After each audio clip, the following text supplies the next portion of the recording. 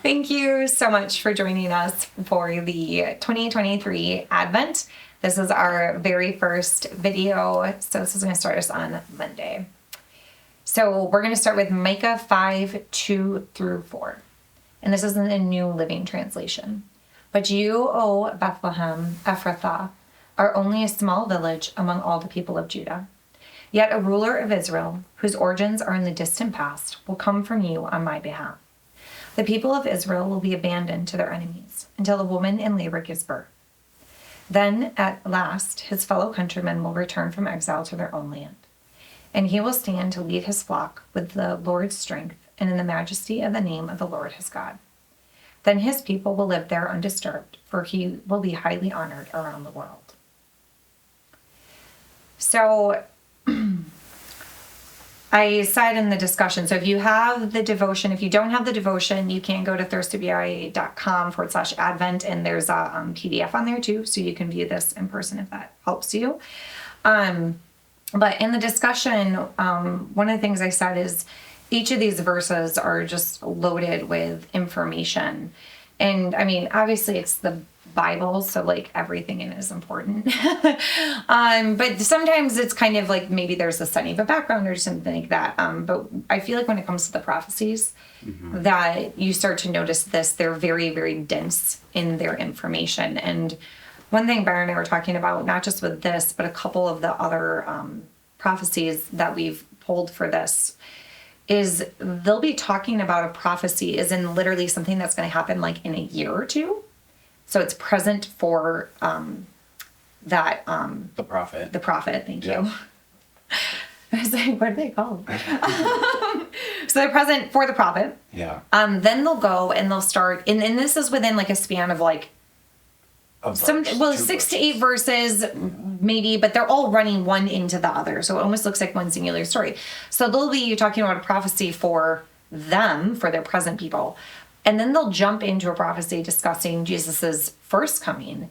And then it'll continue on into a prophecy about Jesus's second coming. And so sometimes it can be confusing when you're reading through it, because for us, we want it to be more linear and look a little bit more like here's 1, here's 2, here's 3. And so when you're reading, you'll be like, okay, oh yeah, like this makes sense. And I see where that prophecy lines up. And then all of a sudden they start talking about something happening present to them. And so it can be a little bit confusing.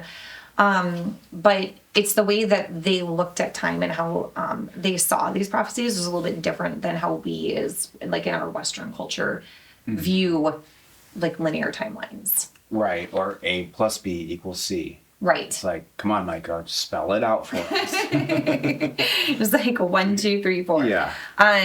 But one of the reasons I pulled this is, you know, in that first verse, you see in Micah 2, or Micah 5:2, that is talking about Bethlehem being one of the smallest villages there is, and yet a ruler of Israel whose origins are in the distant past will come for you on my behalf. And so obviously this is the upside down kingdom. So one of the big things, one of the like biggest themes, there's a bunch of them. One of the biggest themes as I was putting this together was how do God's values oppose ours? Right? Like when we look at, and even when you look at like David, you know, like David was the smallest and one of the youngest among his brothers. And it's so easy for us. And he wasn't even, who's the prophet? It was it Samuel? Yeah. That anointed David? Yeah. And he's like, surely this man. Right. And it's so easy for us to get caught up in these visual experiences. Like, oh, it's probably the biggest or the quote unquote the best. Or Saul. Right, exactly. Like he's you know, he's a warrior. And that's not how God comes in. Right. To most of the situations. Right. Like he uses our weakness, and those that try to use their own strength, he'll make weak. And then he's going to frustrate them with the weak person and empower them with God's strength. Because anything we do, we can't do of our own will. It's all a gift from him anyways. So why not tap in to God's source? Right. And draw on his strength. Right. I like that. As you're reading that, one thing that really stood out to me is returning from exile to their own land. Right. But then like, that's like a restoration of the people, but then also naming that he will stand to lead his flock. Like we're called his flock, and I was just getting a sense of like, I just want to be led by God. Like that sounds so great. Imagining a shepherd taking care of a sheep with like the stern but yet affection that he has. Like nothing's gonna get to my flock. Right. And then just thinking of like Jesus's heart for us is that he wants to shepherd us as the good shepherd, and just being a part of his flock, and how great that is for that day too. Because I feel like this one's like future as well. Right. Like, well, because then it continues on and says, then his people will live there Right. undisturbed, for he will be highly honored around the world. right. Which, yeah. But even so now, calling ourselves to be his people, Right. it's like we can still, through the Holy Spirit, like have that connection, you know, and have that peace, have that love, Right. and be his people, his flock, even yet now, while we wait for his ultimate second return. Right.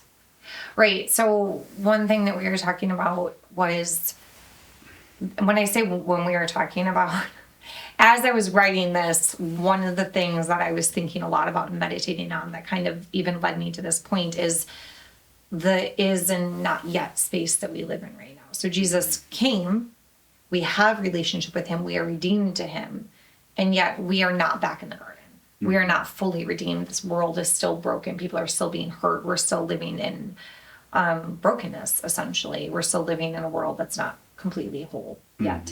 And so we're constantly living in this juxtaposition of we are with him, in relationship with him. He is our good shepherd, but yet we are not in the garden with him. We don't have that complete relationship that Adam and Eve had at the beginning, right? Pre-fall, right? So we're still in a broken world. But Jesus did come and make us whole, and we have the opportunity to be in relationship with him. So it's kind of this tension. Yeah, there's this tension there constantly. So yeah, so this one, we could go through each of these, every single verse. There's something to be said about it.